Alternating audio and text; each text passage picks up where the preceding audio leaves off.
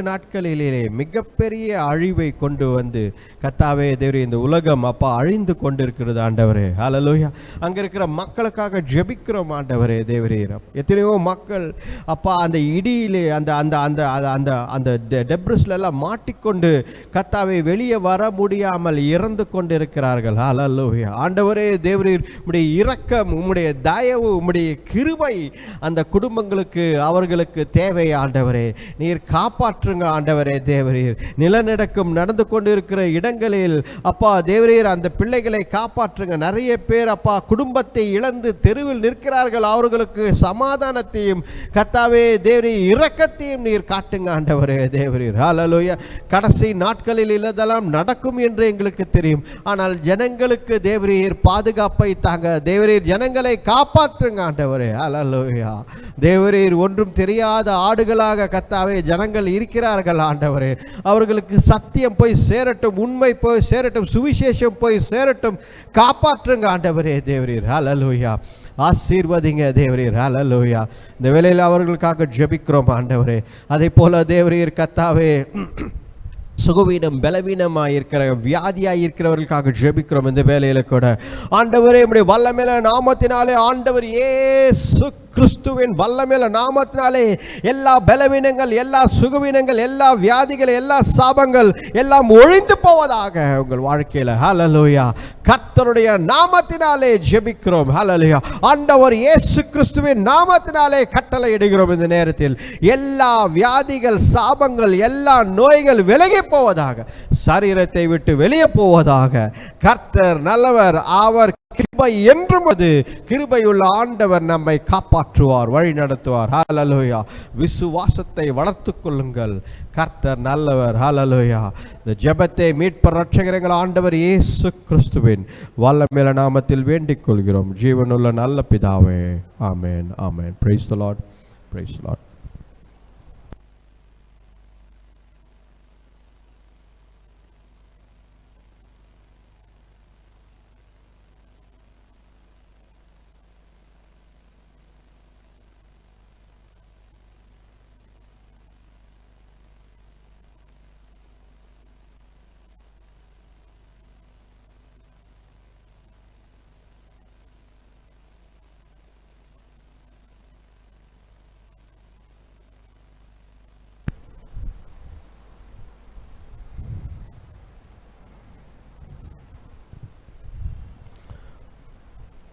Praise the Lord. Hallelujah. Praise God. நன்றி ஆண்டவரே, ஸ்தோத்திரிக்கிறோம் ஆண்டவரே. Hallelujah. Praise God.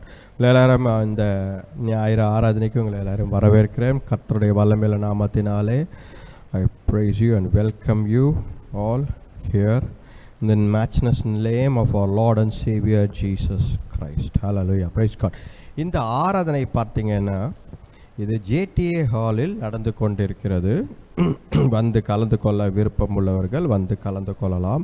இந்த ஜேடி ஹால் எங்கே இருக்குது என்று பார்த்தால் பாலு நகர் விருதம்பட்டில் இருக்கிறது. கர்த்தர் உங்களோடு பேசினால் நீங்கள் வந்து இந்த ஆராதனையில் கலந்து கொள்ளலாம். இது 7:30 மார்னிங், சண்டே மார்னிங்ஸில் 7:30 காலையில் நடந்து கொண்டிருக்கிறது. நீங்கள் இதில் வந்து கலந்து கொள்ளலாம். ஹல்லேலூயா. Praise God. நாம் செய்திக்கு போவோம், நேரம் இல்லை, அதால் செய்திக்கு போவோம். ஹல்லேலூயா. Praise God. நாம் பாபிலோன் என்ற ஒரு தலைப்பில் பார்த்து கொண்டிருக்கிறோம். த கிரேட் பாபிலோன் என்று இந்த தலைப்பில் நாம் பார்த்து கொண்டிருக்கிறோம். ஹல்லேலூயா. பாருங்க, பாபிலோன் என்று பார்க்கும் பொழுது முக்கியமான ஒரு செய்தி இன்றைக்கு நாம் பார்த்து கொண்டிருக்கிறோம். போன வாரம், அதுக்கு முந்தின வாரம் எல்லாம் பார்த்து கொண்டு. பாபிலோன் என்று சொன்னால் அது வந்து பெருமை அடையாளமாக இருக்கிறது, உலக வாழ்க்கைக்கு அடையாளமாக இருக்கிறது, பொன் செல்வம், அது செல்வாக்கு, வசதி, இந்த மாதிரி ஒரு லைஃப் ஸ்டைலுக்கு நிகரான ஒரு எடுத்துக்காட்டாக பாபிலோன் இருக்கிறது என்று பார்த்து கொண்டு இருக்கிறோம். ஹல்லேலூயா. பாருங்கள், நம்ம பாபிலோன் எங்கெல்லாம் வந்ததோ அந்த பாபில் ஆதியாகமத்திலிருந்து பாபில் கோபுரத்திலிருந்து வரிசையாக பாபிலோனுடைய என்ன ஆண்டவர் பாபிலோனை பற்றி நமக்கு கற்றுக் கொடுக்கிறார் என்று பார்த்து கொண்டிருந்தோம். பாருங்கள், கடைசியாக நாம் வந்துவிட்டோம், கடைசி புத்தகத்துக்கு வந்துவிட்டோம், வெளிப்படுத்தல் விசேஷத்துக்கு வந்துவிட்டோம். அங்கே பாபிலோனை பற்றி ஒரு காரியம் எழுதப்பட்டிருக்கிறது. ஹல்லேலூயா. பாருங்கள், அதை தான் நாம் இன்றைக்கு பார்க்க போகிறோம். பாருங்கள், படிப்போம். வெளிப்படுத்தல் புத்தகம் 17ஆம் அதிகாரம், அதில் நீங்கள் 5ஆம் வசனத்தை படித்தால் படிங்க. மேலும் ரகசியம் மகா பாபிலோன் வேசிகளுக்கும் பூமியில் உள்ள அருவருப்புகளுக்கும் தாய் என்னும் நாமம் அவள் நெற்றியில் எழுதியிருந்தது. பாருங்க, இந்த பாபிலோன் அத நெற்றியில் எழுதியிருந்தது. அப்புறம் படிங்க, மேல படிங்க. அந்த ஸ்ரீ பரிசுத்தவான்களின் இரத்தத்தினாலும் இயேசுவினுடைய சாட்சிகளின் இரத்தத்தினாலும் வெறி கொண்டிருக்கிறதை கண்டேன். பாருங்க, இந்த இங்க ஒரு காட்சியை பார்க்கிறோம். இங்க ஒரு ஆண்டவர் ஒரு யோவானுக்கு ஒரு காட்சியை கொடுக்கிறார். ஒரு விஷன். அந்த விஷன்ல ஆண்டவர் என்ன காட்டுகிறார்? ஒரு பெண் ஒரு மிருகத்து, ஒரு பீஸ்ட் மேலே, ஒரு மிருகத்தின் மேல் அமர்ந்து கொண்டிருக்கிறார்கள். அல்லேலூயா. அந்த பெண்ணை பற்றியும் அந்த மிருகத்தை பற்றியும் வருகிற காலங்களில் என்ன நடக்கப் போகிறது என்பதை பற்றியும் அவர் அந்த தரிசனத்தில், அந்த விஷனில் ஆண்டவர் சொல்லி கொண்டிருக்கிறார். அல்லேலூயா. பாருங்க, ஆனால் இந்த பெண்ணுடைய அடையாளம் முக்கியமாக பார்த்தீங்க அப்படின்னா ஒரு 3-4 காரியங்கள் இருக்கிறது. முடிந்தவரை அந்த குறிப்புகளை நான் கவர் பண்ண பார்க்குறேன். பாருங்கள், முதலாவது காரியம் என்ன என்றால் பெருமை அந்த பெண்ணுக்கு அடையாளமாக இருக்கிறது. அல்லேலூயா. அந்த அந்த அந்த பெண்ணை குறிக்கும் பொழுது ஆண்டவர் பெருமையை குறித்து பேசுகிறார். நீங்கள் அந்த 17ஆம் அதிகாரம் 1ஆம் வசனம் 2ஆம் வசனம் படிங்க. 7 கலசங்களுடைய அந்த 7 தூதரில் ஒருவன் வந்து என்னோட பேசி, நீ வா, திரளான தண்ணீர்கள் மேல் உட்கார்ந்திருக்கிற மகா வேசியோட பூமியின் ராஜாக்கள் வேசித்தனம் பண்ணினார்களே, அவர்களுடைய வேசித்தனம் ஆகிய மதுவால் பூமியின் குடிகளும் வெறி கொண்டிருந்தார்களே. பாருங்க, இந்த மாதிரி இந்த பெண்ணை பற்றி, ஹல்லேலூயா, அந்த பெண்ணை பற்றி ஒரு விளக்கத்தை ஆண்டவர் கொடுத்து கொண்டிருக்கிறார். அது அந்த ஆக்சுவலாக அங்கே ஒரு பெண் இல்லை, அது ஒரு மாறுதலாக, ஒரு அடையாளமாக ஆண்டவர் குறித்து கொண்டிருக்கிறார் யார் இந்த பெண் என்று. ஹல்லேலூயா. பாருங்க, அந்த பெண்ணுடைய பெயர் பாபிலோன் என்று 5ஆம் அதிகாரத்தில் சொல்கிறார். ஹல்லேலூயா. 5ஆம் வசனத்தில் the great mystery of the great Babylon அப்படின்னு போட்டிருக்கு. அப்போ பாருங்க, பாபிலோன் என்ற ஒரு காரியத்தை பற்றி, அந்த பெண்ணை பற்றி, அங்கிருந்த மிருகத்தை பற்றி, அந்த மிருகத்திற்கு எத்தனை தலை இருந்தது, எத்தனை கொம்புகள் இருந்தது, ஹார்ன்ஸ் இருந்தது, அது என்ன என்று ஆண்டவர், நீங்கள் வரிசையாக 3ஆம் வசனம் 4ஆம் வசனம் எல்லாம் படித்தால் வரிசையாக அதில் எழுதப்பட்டிருக்கிறது. முதலாம் காரியம், ஆண்டவர் பாபிலோனை பற்றி நமக்கு சொல்லும் பொழுது பெருமை என்ற ஒரு காரியத்தை ஆண்டவர் நம்ம வாழ்க்கையிலேருந்து விலக நீங்க சொல்கிறார். ஹல்லேலூயா. பாருங்க, ஆதியாகமம் 11ஆம் அதிகாரம் ஏற்கனவே பார்த்திருக்கோம். ஆதியாகமம் 11ஆம் அதிகாரத்தில் 4ஆம் வசனத்தில் நாம் பார்த்தோம் என்றால் இதே பாபேல் பற்றி போட்டிருக்கிறது. அந்த இடத்தில், இந்த பாபிலோன் இடத்தில் பாபேல் கோபுரத்தை கட்டுகிறார்கள். அவர்கள் பெருமையினால் நாங்கள் கர்த்தரிடத்தில் போய் சேர்வோம் என்ற பெருமை அவர்களுக்குள் வந்தது. அதனால் அவர்கள் அந்த இதை என்னது அந்த கோபுரத்தை கட்ட ஆரம்பித்தார்கள். படிப்போம் பாருங்க. பின்னும் அவர்கள் நாம் பூமியின் மீதெங்கும் சிதறி போகாதபடிக்கு நமக்கு ஒரு நகரத்தையும் வானத்தை அலாவும் சிகரம் உள்ள ஒரு கோபுரத்தையும் கட்டி நமக்கு பேர் உண்டாக பண்ணுவோம் வாருங்கள் என்று சொல்லி, நமக்கு பேர் உண்டாக, நமக்கு பெருமை உண்டாக ஒரு பெருமையான விஷயத்தை நாம் நமக்கே கட்டிக்கொள்வோம் என்று பாபேல் கோபுரத்தை மனிதர்கள் கட்ட ஆரம்பித்தார்கள். ஹல்லேலூயா. இந்த இடத்துல ஆண்டவர் என்ன சொல்கிறார்? இப்படிப்பட்ட பெருமையான ஜனங்களை ஆண்டவர் விட்டு வைக்கவில்லை. அவர் உடனே கீழே இறங்கி வந்து ஜனங்கள் எல்லாரையும் அவர்களுடைய பேசும் மொழிகளை கன்ஃபியூஸ் பண்ணிட்டு போயிட்டார். ஹல்லேலூயா. பல மொழிகளை ஆண்டவர் கொடுக்கவில்லை, ஒரு மொழியிலிருந்து கன்ஃபியூஷன் பண்ணி பல மொழிகள் உருவாவதற்கு காரணமாக ஆண்டவர் எல்லாரையும் பிரித்து விட்டார். ஹல்லேலூயா. பாருங்க, பெருமை வந்ததால் என்ன நடந்தது? ஆண்டவர் அந்த இடத்தில் எல்லாரையும் பிரித்து விட்டார். ஆண்டவர் பெருமையானவர்களை வெறுக்கிறார் என்று நாம் பார்த்தோம். போன வாரம் கூட அதை தான் பார்த்தோம். அப்போ முதலாவது காரியம், பாபிலோன் அந்த பெண்மணி அந்த மிருகத்தின் மேல் இருப்பதற்கு அடையாளமாக ஆண்டவர் என்ன சொல்கிறார்? அந்த பெண் பெருமையுள்ள அடையாளமாக இருக்கிறாள். அப்போ மனிதனுக்குள் பெருமை வந்திருக்கிறது. அந்த பெருமை இன்றைக்கு நீங்கள் தூக்கி வெளியே போட வேண்டும் என்று. ஹல்லேலூயா. நிறைய பேர் என்ன யோசிக்கிறோம், எனக்குள்ள என்ன பெருமை இருக்கிறது என்று. நிறைய பேர் ஒன்றுமே இல்லை என்றால் கூட மனிதருக்கு சில பேருக்கு அதிகமான பெருமை இன்றைக்கும் இருக்கிறது. ஹல்லேலூயா. என்னுடைய வீடு, என்னுடைய சொந்த பந்தம், என்னுடையது, நான் இப்படி இருக்க வேண்டும் என்ற பெருமை இருக்கிறது மனிதர்களுக்குள். ஹல்லேலூயா. அதை ஆண்டவர் என்ன சொல்கிறார்? நீ பெருமையான இருதயத்தை வைத்துக்கொண்டு இருந்தால் என்றைக்கு இருந்தாலும் விழுந்து போய் விடுவாய்.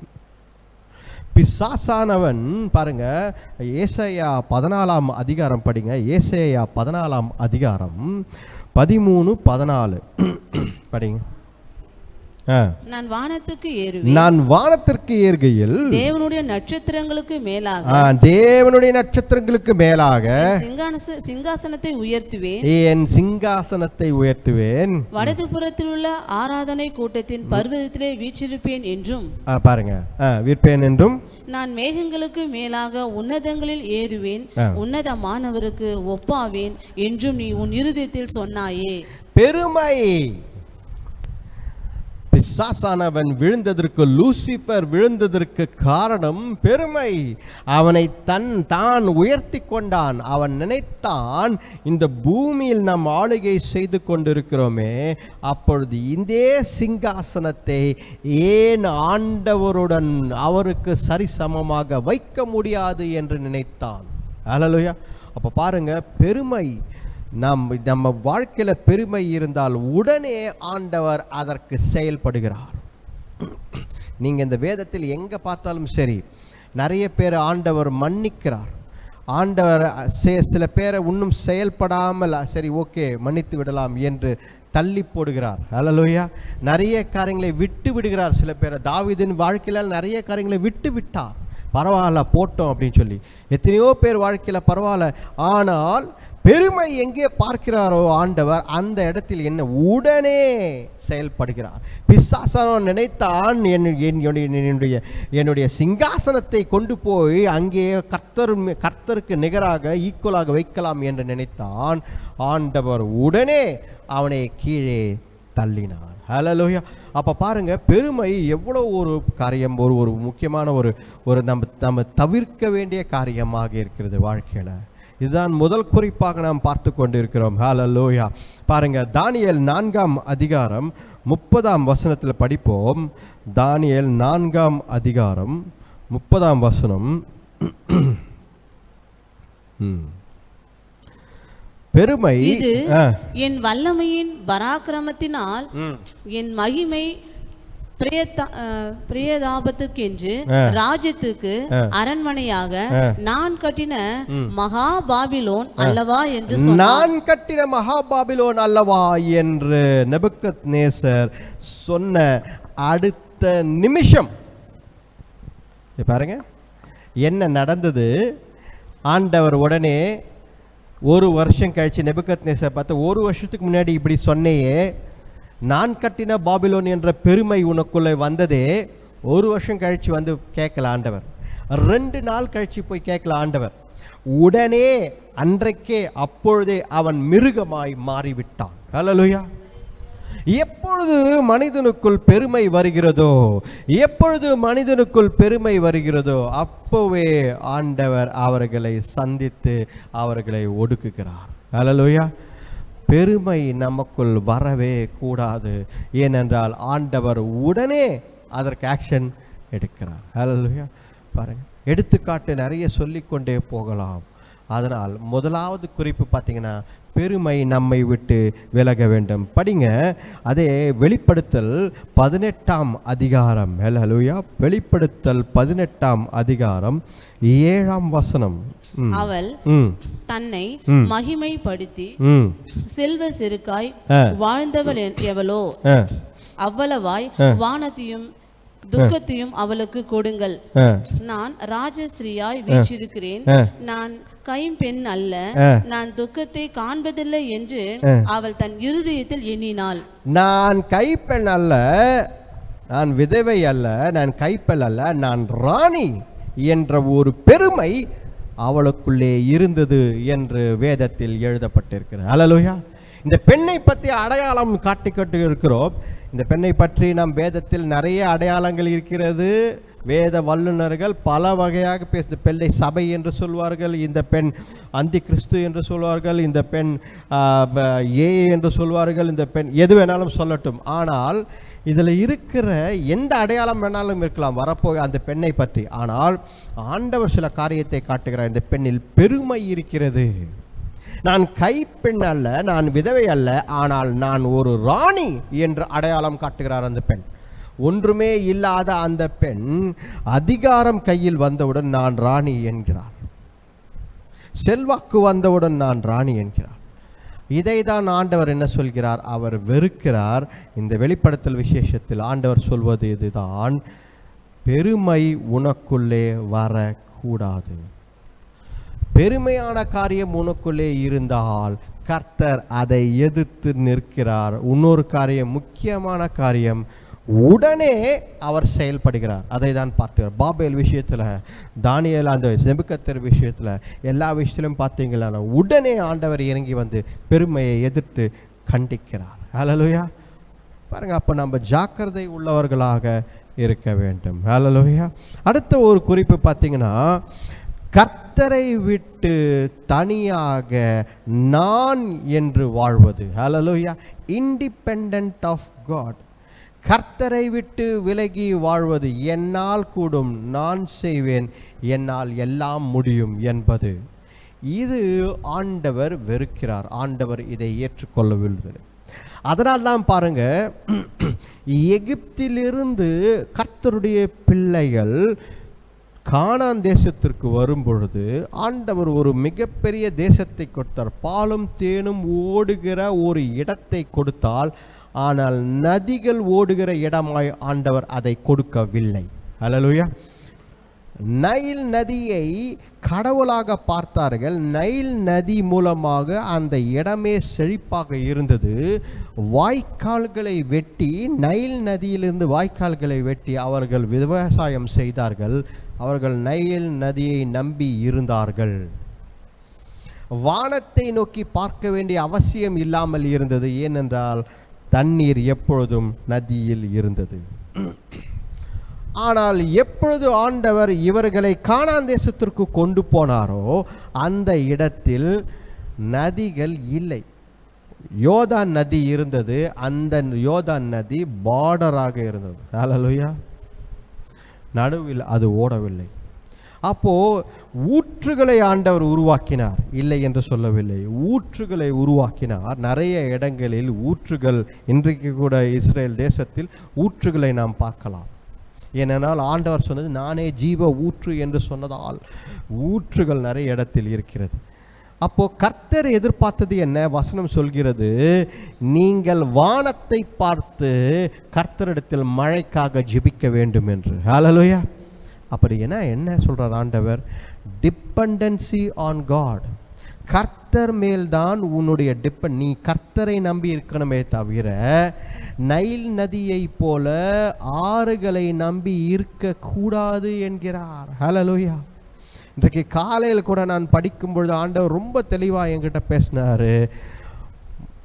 கர்த்தருடைய வேலையை தவிர உலகத்தின் வேலையில் போகாதே என்று. ஹல்லேலூயா. கர்த்தருடைய வழிகள் தான் மேன்மையானது, நிரந்தரமானது, உனக்கு தேவையானது. உலகத்தின் வழியை நம்பி போவாதே என்று. ஹல்லேலூயா. அப்போ டிபெண்டன்சி ஆன் காட். எப்பொழுது கர்த்தரும் ஆண்டவரும் வேண்டும், இந்த உலகத்தின் காரியங்களும் வேண்டும் என்று நாம் இரண்டு காரியங்களும் பிடித்து கொண்டு போனால் நம்மால் வாழ முடியாது. ஆண்டவர் சொல்கிறார், you choose God or choose money. பணத்தை எடுத்துக்கொள், இல்லைனா கர்த்தரை தேடு. Choose life or choose death. ஜீவனை தேடு, இல்லைனா மரணத்தை தேடு. உலகத்தில் நீ வாழ வேண்டும் என்றால் கர்த்தரை மட்டுமே நம்பி வாழ வேண்டும். ஏன்னா ஆண்டவர் என்ன எதிர்பார்க்கிறார், என்ன கிறிஸ்தவர்களிடத்தில் எதிர்பார்க்கிறார்? எனக்காக ஒரு கூட்டம் எப்பொழுதும் என்னை பார்த்து கேட்டு பெற்றுக்கொண்டு நடப்பார்கள் என்று அவர் உருவாக்கி கொண்டிருக்கிறார். ஒரு விசுவாசத்தின் கூட்டமாக தான் நம்மை பார்க்கிறாரே தவிர, நம்ம தேவைக்கு போய் ஆண்டவர்கிட்ட போய் வாங்கின்னு வந்து திருப்பி தேவை இருக்கும்பொழுது ஆண்டவர்கிட்ட போகிறதற்கு மனிதர்களாக ஆண்டவர் நம்மை உருவாக்கவில்லை, விருப்பப்படவில்லை. அப்படி ஒரு மனிதர் அன்பினால் கர்த்தருடன் இணைந்திருக்க வேண்டும், விசுவாசத்தினால் கர்த்தருடன் இணைந்திருக்க வேண்டும். நான் தானே என்னால் செய்ய முடியும் என்று. ஏனென்றால் இன்றைக்கு நிறைய பேர் என்னுடைய பணம், என்னுடைய வேலை, என்னுடைய சம்பளம், என்னுடைய குடும்பம், நான் செய்கிறேன், என்னால் முடியும், என்னால் முடியும் என்று வாலிபர்கள் இன்றைக்கு நிறைய பேர். தவறு கிடையாது, செல்ஃப் கான்ஃபிடன்ஸ் தவறு கிடையாது. ஆனால் காட் கான்ஷியஸ்னஸ், கர்த்தர் உனக்குள்ளே பேச வேண்டும், கர்த்தரை நீ நம்ப வேண்டும். ஹல்லேலூயா, அதுதான் முக்கியம். மனிதர்களால் கூடாது, ஆனால் கர்த்தரால் கூடும் என்று நீ நினைக்க வேண்டும், அதுதான் முக்கியம். ஹல்லேலூயா. அதனால் கர்த்தரை நம்பி வாழ வேண்டும். 1 சாமுவேல் 13ஆம் அதிகாரம், 1 சாமுவேல் 13ஆம் அதிகாரம் 7ஆம் வசனத்திலிருந்து 10ஆம் வசனம் படிங்க. சவுலை பற்றி பார்க்கிறோம். படிங்க. எபிரேயரில் சிலர் யோர்தானையும் கடந்து காத் நாட்டிற்கும் கீலேயா தேசத்திற்கும் போனார்கள். சவுலோ இன்னும் கில்காலிலே இருந்தான். சகல ஜனங்களும் பயந்து கொண்டு அவனுக்கு பின் சென்றார்கள். அவன் தனக்கு சாமுவேல் குறித்த காலத்தின்படி 7 நாள் மட்டும் காத்திருந்தான். சாமுவேல் கில்காலுக்கு வரவில்லை. ஜனங்கள் அவனை விட்டு சிதறி போனார்கள். அப்பொழுது சவுல் சர்வாங்க தகன பலிகளையும் சமாதான பலிகளையும் என்னிடத்தில் கொண்டு வாருங்கள் என்று சொல்லி சர்வாங்க தகன பலியை செலுத்தினான். சர்வாங்க தகன பலியை சவுல் என்ன செய்கிறான்? செலுத்தி விட்டான். He did not wait for God's action. கர்த்தருக்காக அவன் காத்திருக்கவில்லை. ஹல்லேலூயா. சாமுவேல் சொல்லிவிட்டார், 7 நாட்களுக்கு பிறகு நான் வருகிறேன் என்று. ஜனங்கள் பயந்ததால், அவனுடன் இருந்த ஜனங்கள் பயந்ததால், அவனுடன் இருந்த ஆட்கள் பயந்து சிதறி ஓடினதால் சவுல் பயந்து சர்வாங்க தகன பலியை அவசரப்பட்டு அவனே செய்து விட்டான். ஹல்லேலூயா. நம் வாழ்க்கையில கர்த்தர் செய்வார் என்று சில காரியங்களை சொல்லி இருக்கிறார். நான் பார்த்துக்கொள்வேன் என்று ஆண்டவர் சில காரியங்களை சொல்லி இருக்கிறார். நாம் தான் என்ன செய்கிறோம்? அவசரப்பட்டு அந்த முடிவை கையில் நாமே எடுத்துக்கொள்கிறோம். ஹல்லேலூயா. பாருங்க, இது எவ்வளவு பெரிய காரியம் தெரியுங்களா? அன்றைக்கு மனிதர்கள் சிதறி போனதால், அவன் கூட இருந்தவர்கள் நம்பிக்கை இல்லாமல் போனதால், நியாயமாக பார்த்தா சவுல் என்ன பண்ணியிருக்கணும்? நியாயமாக பார்த்தா அந்த மனிதர்கள் சிதறி போன மனிதர்களை கூப்பிட்டு, இவர் நான் ராஜா, இன்றைக்கு என்னை ராஜாவாக்கினவர் ஆண்டவர் தான், இதுக்கு முன்னாடி சண்டை போட்டோம், ஆண்டவர் விடுவித்தார், எவ்வளோ வெற்றியை ஆண்டவர் தந்திருக்கிறார், நாம் பயப்படக்கூடாது. உடன்படிக்கை பெட்டி நம்முடன் இப்போ இல்லைன்னா பரவாயில்ல, ஆனால் ஆண்டவர் இருக்கிறார் என்று தைரியமாக சொல்லியிருக்க வேண்டும். ஹல்லேலூயா. ஏனென்றால் உடன்படிக்கை பெட்டி இப்போ எருசலேமில் இல்லை, சவுல் இருக்கும் பொழுது. ஜனங்கள் செதறி கொண்டு போய்க்கிறார். நம்மளை போல தான் சவுல் அந்த இடத்துல என்ன செய்கிறான்? உடனே பயந்து அதிகாரத்தை, கர்த்தர் கொடுத்த அதிகாரத்தை, கர்த்தர் என்ன செய்ய வேண்டும் என்று நினைத்தாரோ அதை சாமுவேலுக்காக வெயிட் பண்ணாம அவனே செய்தான். இதுதான் சுயமாக இண்டிபெண்டன்ட் ஆஃப் காட். கர்த்தரை சார்ந்து வாழாமல் நீயே சுயமாக ஒரு காரியத்தை கட்ட அமைப்பதற்கு ஆண்டவர் தடை போடுகிறார். ஹல்லேலூயா. ஆண்டவர் அதை ஏற்றுக்கொள்வதில்லை. மற்றவர்கள் செய்தால் அமைதியாக இருப்பார்.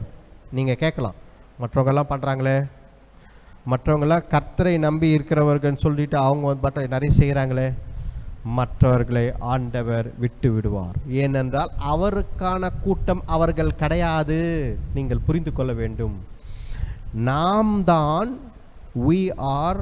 தான் கர்த்தருடைய பிள்ளைகள். அவர் நம்மை அவருடைய ஜனங்களாக பிள்ளைகளாக ஏற்றுக்கொண்டிருக்கிறார்.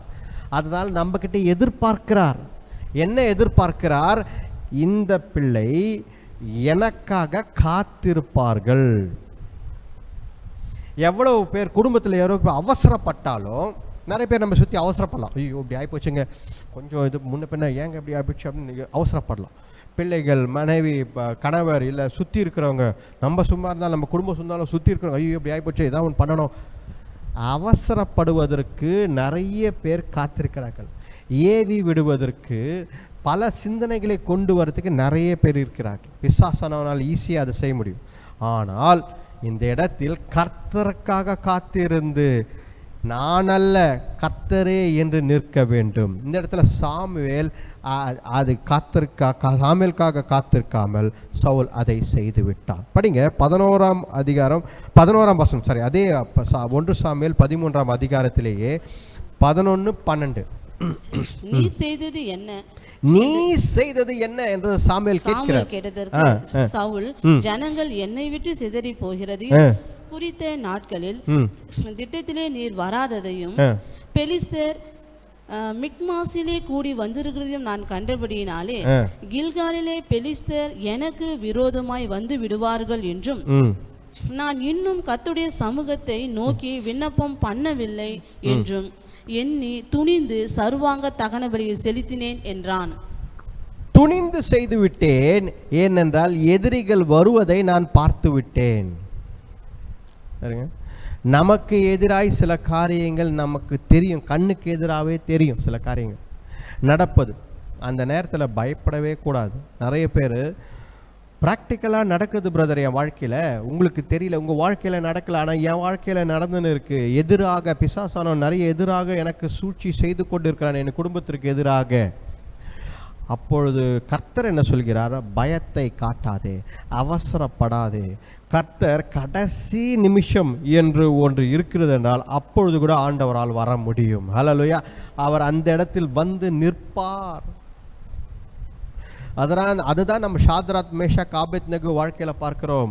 அவர்கள் கடைசி நிமிஷம் வரை அவர்கள் என்ன நினைத்தார்கள்? திடீரென்று ஆண்டவர் நடுவில் வந்து கையை நீட்டி நிறுத்துங்கள், இவர்களை நான் காப்பாற்றுகிறேன் என்று, இவர்கள் என்னுடைய பிள்ளைகள் என்று சொல்லுவார்கள் என்று நினைத்திருக்கலாம் ஷாத்ராக், மேஷாக், ஆபேத்நேகோ. ஆனால் அவர்களுக்கு கடைசி நேரம் என்று அவர்கள் துணிவாக என்ன சொன்னார்கள்? ஆண்டவர் எங்களை காப்பாற்றாமல் போனாலும் நாங்கள் ஒரு நாளும் இந்த காரியத்தை செய்ய மாட்டோம் என்று வைராக்கியமாய் நின்றார்கள். அவர்களுக்கு எங்கே கடைசி நேரம் வந்து தெரியுங்களா?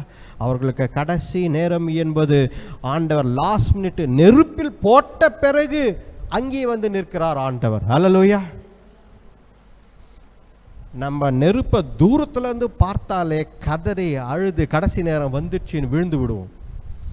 ஆனால் கர்த்தருக்காக வைராக்கியமாய் நிற்கிறவர்கள் நெருப்பை பார்த்தும் நெருப்பு கிட்ட போனோம், இதுக்கு மேலே என்ன இருக்குது, அவ்வளோதான், செத்து போயிட்டோம், இதுக்கப்புறம் கடவுளை காப்பாற்றினா என்ன, காப்பாற்ற என்ன, லாஸ்ட் மினிட் வந்துடுச்சு அப்படின்னு சொல்லி யோசிக்கவே இல்லை.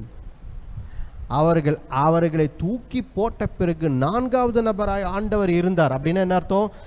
எந்த சூழ்நிலையிலும் லாஸ்ட் மினிட் நீங்க சொல்லலாம், ஆனால் அது லாஸ்ட் மினிட்னு ஆண்டவருக்கு கிடையாது. கடைசி நிமிஷம் முடிந்து விட்டது என்று நீங்கள் சொல்லலாம், ஆனால் ஆண்டவருக்கு அது கிடையாது. ஆண்டவர் அந்த இடத்தில் இருப்பார், அந்த இடத்தில் வருவார். அதனால் தான் சாமுவேல் என்ன சொல்கிறான்? முட்டாள்தனம். 13ஆம் வசனம் படிங்க. ஃபூலிஷ், முட்டாள்தனம். சாமுவேல் சவுலை பார்த்து, புத்தியனமாய் செய்தீர், புத்தியனமாய் செய்தீரே, முட்டாள்தனமாய் செய்தீரே, உம்முடைய தேவனாகிய கர்த்தர் உமக்கு விதித்த கட்டளையை கை கொள்ளாமல் போனீர். கர்த்தர் சொன்ன காரியத்தை கை கொள்ளாமல் போயிட்டியே, முட்டாள்தனமா செய்து விட்டேயே என்று ஆண்டவர் சொல்கிறார். ஹல்லேலூயா.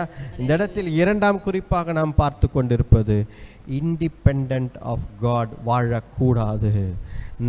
என்னால் முடியும், என்னால் செய்ய முடியும், நான் செய்கிறேன் என்று என்றைக்கும் வாழக்கூடாது. கர்த்தர் தான் எனக்கு எல்லாம், அவர் சொன்னால் நான் செய்வேன், அவரின் வழிகள் என்னுடைய வழிகள். நீங்கள் வாழ்ந்து பாருங்கள். அப்படி ஒரு வாழ்க்கை வாழ்ந்தால், ஆண்டவர் தான் எனக்கு எல்லாமே என்று வாழ்ந்தீர்கள் என்றால், ஆண்டவர் நம் வாழ்க்கையை மாற்றுவார். ஹல்லேலூயா. மற்றவர்கள் பார்க்கிற உலகத்தில் காட்டிலும் ஆண்டவர் நம்மை வேறு விதமாக வழி நடத்துவார். ஹல்லேலூயா.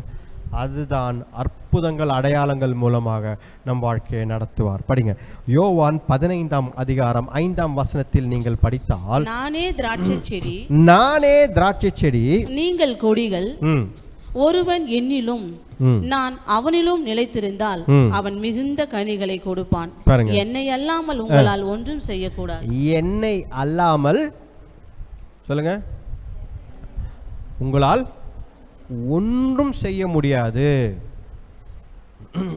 இந்த உலகத்தில் ஃபார்முலாவே என்ன அப்படின்னா, யூ கேன் டூ இட், உன்னால் முடியும் என்பதுதான் எல்லா இடத்திலும் நாம் பார்க்கிறோம். மனிதர்கள் உலகம் எங்கே போனாலும் you can do it, just do it, உங்களால் முடியும், நீங்கள் கான்ஃபிடன்ஸ். இப்படி தான் ஆண்டவர் இந்த இடத்துல என்ன சொல்கிறாரு, என்னை விட்டு நீ பிரிந்து போனால் உன்னால் எதுவும் கூடாது, செய்ய முடியும். நத்திங்ன்ற, யூ ஆர் நத்திங் என்று சொல்லவில்லை.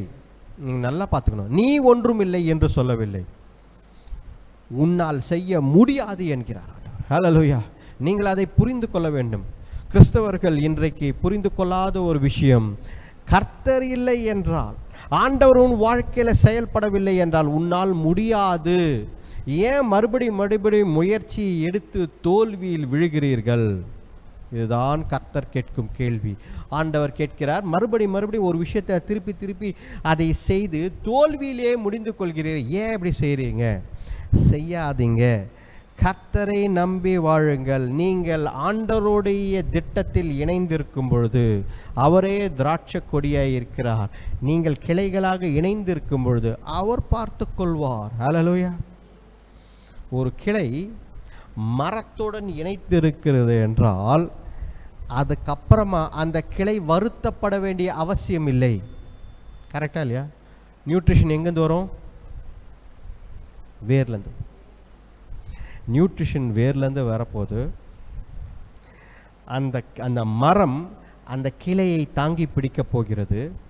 கனிகள் ஆட்டோமேட்டிக்காக என்ன கொடுக்க போகுது? அந்த கிளை கொடுக்க போகிறது. இதே ஆண்டவர் சொல்கிறார், நீ இந்த மரத்தை விட்டு தனியாக நின்று ஏதோ செய்ய ட்ரை பண்ணுற, அது நடக்காது என்கிறார். நத்திங். அப்போ நம்ம ஒன்று புரிந்து கொள்ளும், வித்தவுட் காட் வி ஆர் நத்திங்னு சொல்லலாம். நான் சொல்வேன், நான் எல்லாத்தையும் சொல்லுவேன், வித்தவுட் காட் ஐ ஆம் நத்திங் என்று சொல்வேன். நான் ஆண்டவர்கிட்டே சொல்வேன், ஆண்டவர் நீங்களே நான் ஒன்றும் கிடையாதுன்னு சொல்லுவேன். Without God we are nothing and we can do nothing. ஏனென்றால் ஆண்டவரால் தான் எல்லாம் கூடும். ரைட். 3ஆம் குறிப்பு பாருங்க, சீக்கிரமாக நாம் போவோம்.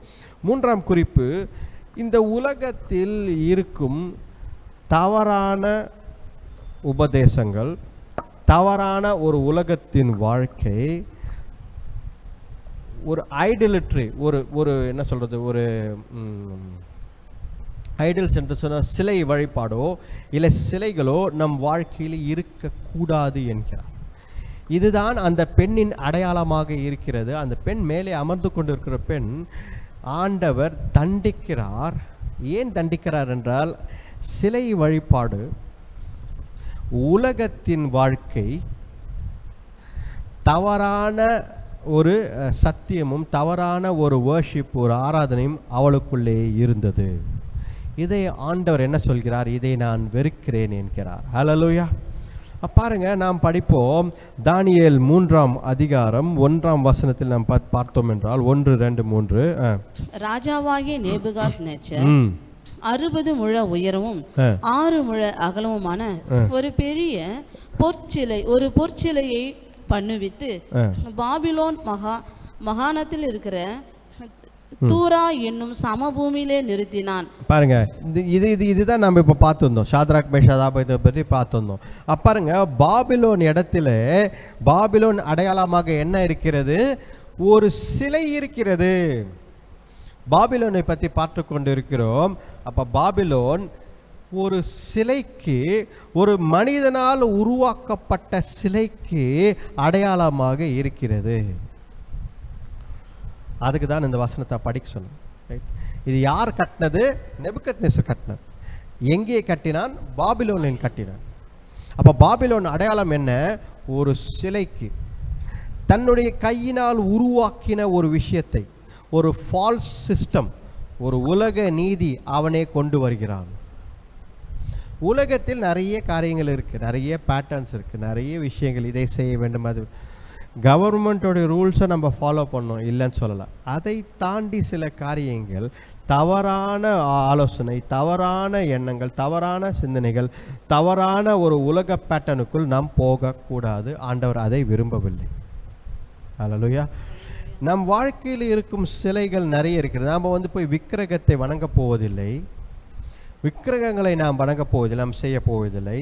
ஆனால் நம் வாழ்க்கையில் விக்கிரகங்களே இருக்கிறது என்கிறார் ஆண்டவர்.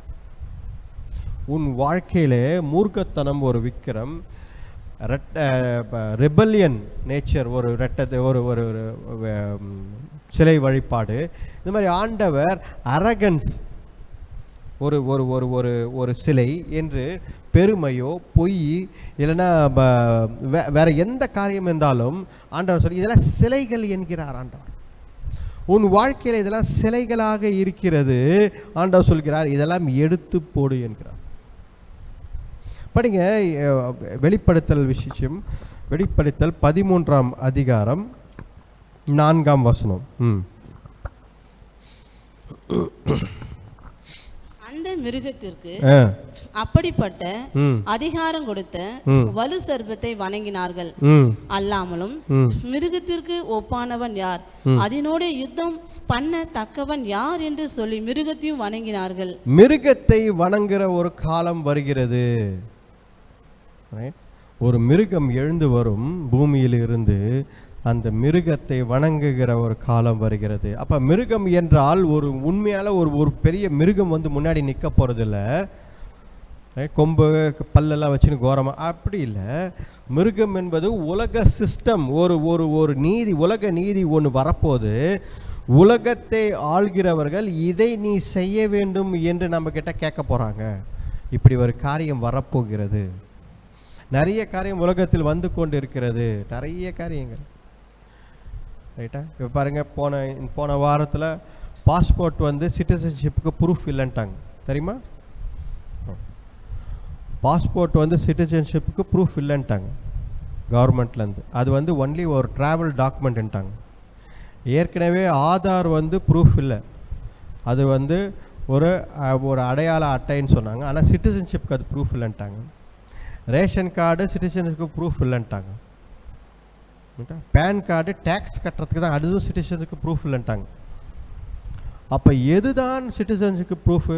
நீங்கள் இந்திய குடிமகன் சொல்வதற்கு எதுதான் அடையாளமாக இருக்குது? இன்னும் தெரியல. அவங்க தான் சொல்லணும், கவர்மெண்ட் தான் சொல்லணும். இந்த கார்டை வச்சு, இப்போதைக்கு 5 கார்டு வச்சுருக்கோம். ரைட்டா? என் பர்ஸில் கூட பார்த்தீங்கன்னா 5 கார்டு இருக்குது. பேன் கார்டு, பால் கார்டு தவிர எல்லா கார்டும் இருக்குது. ஆனால் அது எல்லாம் வைத்திருந்தாலும் நீ இந்திய குடிமகன் இல்லைன்றாங்க. ரைட்டா? யாரையும் நான் குற்றப்படுத்தி சொல்லவில்லை. இதுக்கு மேலே கவர்மெண்ட்டு ஒரு கார்டு எத்தனை வருவாங்க போல இருக்குது, அதை சொல்லுவாங்க போல இருக்குது, இதுதான் நீ இது எடுத்தால் தான் இந்திய குடிமகன். அல்லேலூயா. பாருங்கள், நாம் உலகத்தின் குடிமகன்களாய் இருப்பதை விட பரலோகத்தின் குடிமகன்கள் என்று சொல்வதற்கு ஆண்டவர் ஏற்கனவே புத்தகத்தில் எழுதிவிட்டார் அப்படின்னு. ஜீவ புத்தகத்தில் ஆண்டவர் நம் பெயர்களை எழுதி வைத்திருக்கிறார். அந்த ஜீவ புத்தகத்தில் பெயர் இருப்பதால் நீ பரலோகத்தின் குடிமகன் என்ற சர்டிஃபிகேட் ஏற்கனவே ஆண்டவர் கொடுத்து விட்டார். அல்லேலூயா. அப்போ இந்த இடத்துல ஆண்டவர் சொல்கிறது, உலகத்தில் இருக்கும் சிஸ்டம் நிறைய மாறிக்கொண்டே வரும். திடீர்னு ஒரு நோட்டு இல்லைன்னுவாங்க. போன வாட்டி அப்படி தான் சொல்லிட்டாங்க, 500 ரூபாய் நோட்டு இல்லைன்ட்டாங்க. அந்த மாதிரி உலகத்தின் சிஸ்டம் மாறிக்கொண்டே வரும். அப்போது ஒன்று மாறும். ஆனால் நம்ம அதில் போய் மாட்டிக்க கூடாது. ஆண்டவர் நம்மை ஜாக்கிரதை உள்ளவர்களாக சொல்றார். உன் வாழ்க்கையில் விக்கிரகங்களை வைத்து கொள்ளாதே என்கிறார். நிறைய விக்கிரகங்கள் நம் வாழ்க்கையில் இருக்குது. அந்த பெருமையோ பொய்யோ பித்தலாட்டமோ இல்லை ரெட்டிப்பான ஒரு வாழ்க்கையோ எது இருந்தாலும் ஆண்டவர் அதை விலக்கி போடு. ஏனென்றால் ஆண்டவர் விக்கிரகங்களை வெறுக்கிறார், ஆண்டவர் அதை ஏற்றுக்கொள்வதில்லை என்கிறார். படிங்க, யாத்திராகமம் 20ஆம் அதிகாரம். ஆண்டவர் 10 கட்டளைகளில் சொல்லும் பொழுது ஆண்டவர் 10 கட்டளைகளை ஒரு வார்த்தை சொல்கிறார். ஒரு கட்டளையாக என்ன சொல்கிறார்? 20ஆம் அதிகாரம் 3ஆம் வசனத்தை நீங்கள் படித்தால், there is no other, என்னை அன்றி உனக்கு வேறே தேவர் உண்டாயிருக்க வேண்டாம், உனக்கு வேறே தேவர்கள் உண்டாயிருக்க வேண்டாம் என்கிறார். You shall not bow down before any other God. நீ வேறு தெய்வங்களையும் வேறு மனிதர்களை தெய்வமாக நினைத்தும் நீ சிலைகளையும் வேற உருவங்களையும் எது இருந்தாலும் உன் வாழ்க்கையில வைக்க கூடாது. என்னை தவிர உன் வாழ்க்கையில கடவுள் கிடையாது என்கிறார். ஹல்லேலூயா. அப்போ நம் வாழ்க்கையில் ஆண்டவர் எதிர்பார்ப்பது, வாழ்க்கையில் இருக்கும் சிலைகளை நீ தூக்கி போட வேண்டும் என்று.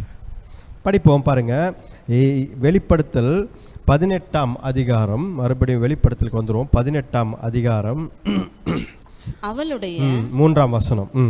அவளுடைய வேசித்தனத்தின் உக்கிரமான மதுவை எல்லா ஜாதிகளும் குடித்தார்கள். பூமியின் ராஜாக்கள் அவளுடைய வேசித்தனம் பண்ணினார்கள். பூமியின் வர்த்தகர் அவளுடைய செல்வ செருக்கின் மிகுதியினால் ஐஸ்வர்யவான்களானார்கள் என்று விளம்பினான். பாருங்க, செல்ல செழிப்பு, exhaustive life, expensive life, excessive luxurious life, எல்லா மனிதர்களும் அதற்கு விழுந்திருந்தார்கள் என்று. ஹல்லேலூயா. வசதிகள் வாய்ப்பு கூடாது என்று நான் சொல்லவில்லை. என்னுடைய நான் ஆண்டவருடன் பேசிக்கொண்டிருக்கும்போது ஆண்டவர் சொல்வது இதுதான், வசதி வாய்ப்புகள் இருக்கக்கூடாது என்று ஆண்டவர் என்றைக்குமே சொல்லவில்லை. ஒரு காலத்தில் வீட்டில் ஏசி இருந்தால் வசதியானவங்கன்னு சொல்லுவாங்க, கரெக்டாக இல்லையா? ஒரு காலத்தில் ஃப்ரிட்ஜ் இருந்தால் வீட்டில் ரொம்ப வசதி. ஒரு 20 வருஷத்துக்கு முன்னாடி வீட்டில் ஃப்ரிட்ஜு ஏசி இருந்தால் அவங்க வீட்டில் ரொம்ப வசதியானவர்கள் என்று சொல்வார்கள். ஆமாம், எனக்கெல்லாம் ஞாபகம் இருக்குது, அந்த ஏரியாலே எங்கள் வீட்டில் தான் ஃபோன் இருக்கும். அப்போ அவர்கள் ஃபோன் இருக்கிறதால என்ன யோசிப்பாங்கன்னா, நம்ம வீட்டில் இருக்கிற வசதி அவங்க வீட்டில் மட்டும் தான் ஃபோன் இருக்குது. அந்த 10 அந்த ஏரியாவில் இருக்கவங்க எல்லோரும் எந்த கால் வந்தாலும் நம்ம வீட்டுக்கு தான் வருவாங்க, டிவி இருந்தால். ஆனால் இன்றைக்கு அப்படி கிடையாது, கரெக்டுங்களா இல்லையா? எல்லார் கையில் ஃபோன் இருக்குது, செல்ஃபோன் இருக்குது, எல்லார் வீட்லேயும் ஏசி இருக்குது, எல்லார் வீட்லேயும் ஃப்ரிட்ஜ் இருக்குது, எல்லார் வீட்லேயும் பைக்கு சைக்கிள் காருன்னு இருக்குது. இது வசதி அல்ல, இது வந்து ஆடம்பரம் அல்ல. இதெல்லாம் இன்றைக்கு தேவை என்ற காரியத்தில் வந்துவிட்டது. உலகத்தில் தேவைன்னு வந்துடுச்சு. அப்போது ஆண்டவர் சொல்வது இந்த வசனத்தை இப்போ பாருங்கள், இந்த பெண் அடையாளமாக ஆண்டவரை கேட்டார். எல்லா ராஜாக்களும் அங்கே அவளிடத்தில் விழுந்திருந்தார்கள். எதுக்குன்னா, எக்ஸசிவ் லக்ஸுரி, ஏராளமான ஒரு என்ன சொல்கிறது, ஒரு ஐஸ்வர்யம், ஏராளமான ஐஸ்வர்யம், ஏராளமான லக்ஸுரியஸ் லைஃபு. எல்லாரும் பணத்திற்கும் செல்வாக்குக்கும் அடிமையாக விழுந்து கொண்டிருந்தார்கள். இதை ஆண்டவர் என்ன சொல்கிறாரு? இது தவறு என்கிறார். ஹல்லேலூயா. அதனால்தான் நமக்கு ஜெபம் சொல்லி கொடுக்கும்போது கூட ஆண்டவரே அன்றன்றைக்கு உணவை எங்களுக்கு தாங்க, ஆகாரத்தை தாங்கன்னு தானே ஜெபிக்க சொன்னார். ஆண்டவரே 10 நாளுக்கு தேவையான, 1 மாதத்திற்கு தேவையான சலுகைகளை எங்களுக்கு கொடுத்து விடுங்கள் அப்படின்னு ஜெபத்தில் சொல்லலை, கரெக்டாக இல்லையா? ரேஷன் கடைக்கு போகிறோம், நம்ம இன்றைக்கி ரேஷன் வாங்க போகிறோம், கடையில் போய் 1 மாதத்திற்கு தேவையான எல்லா பொருட்களையும் கர்த்தருடைய நாமத்தினாலே எங்களுக்கு தாங்க அப்படின்னு ஜெபத்தை சொல்லி கொடுத்துருந்தாருன்னா நீங்கள் சொல்லலாம். ஆண்டவர் அப்படி சொல்லலையே. என்ன சொன்னார்? அன்றன்றைக்கு ஆகாரத்தை, கிவ் அஸ் அவர் டெய்லி ஃபுட்.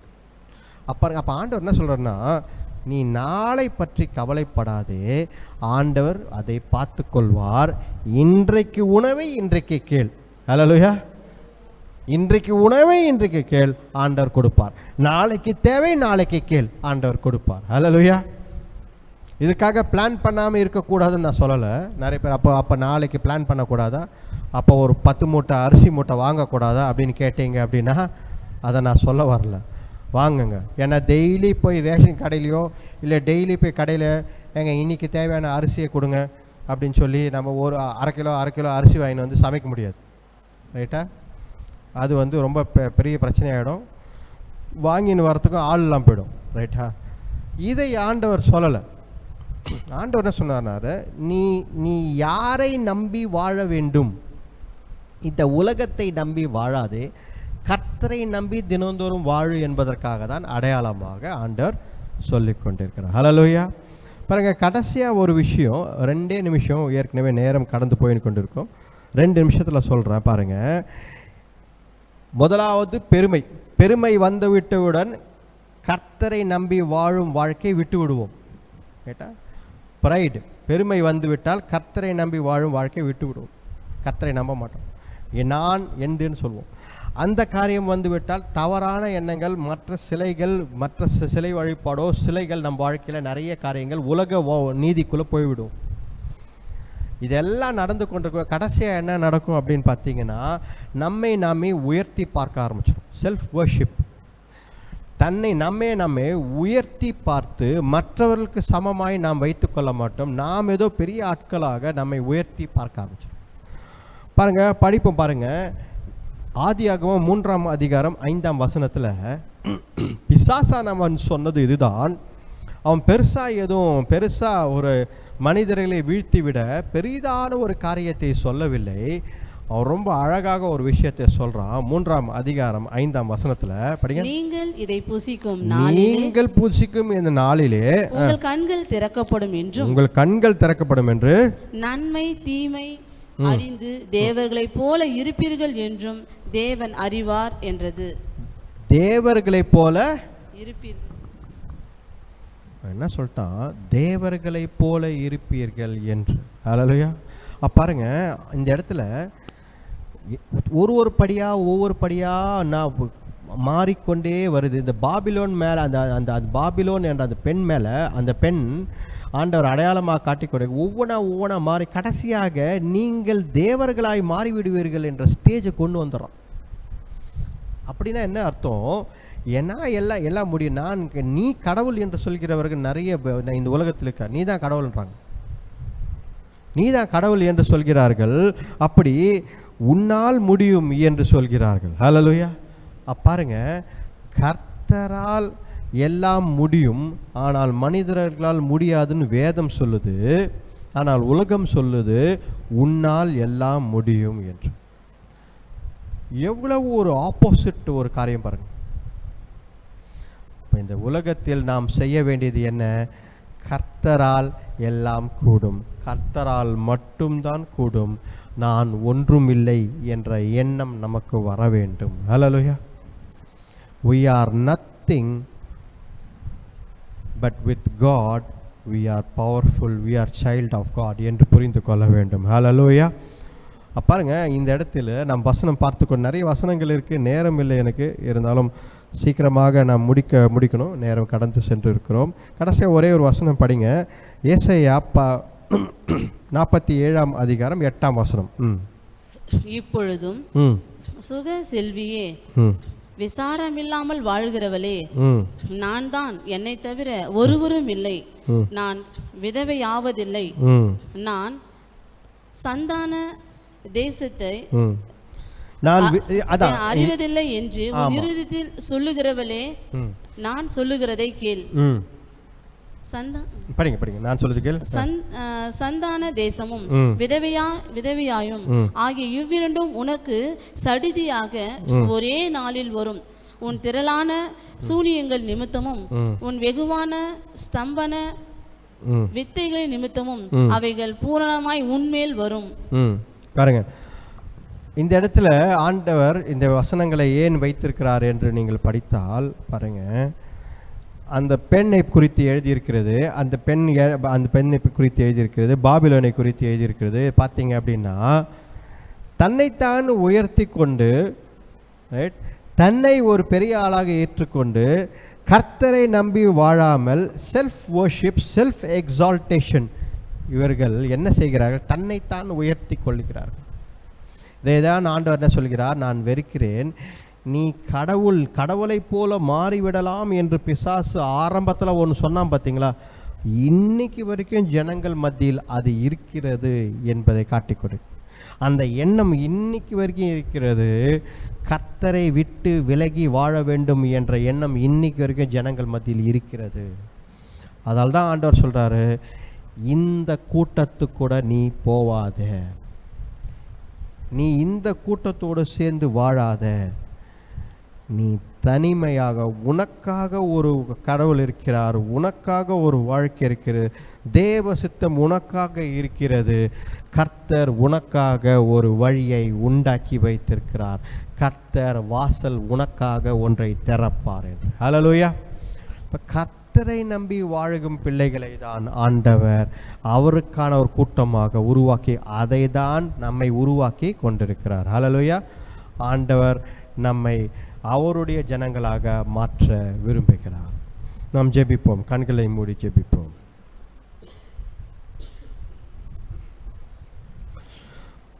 ஹல்லேலூயா, பிரைஸ் காட்.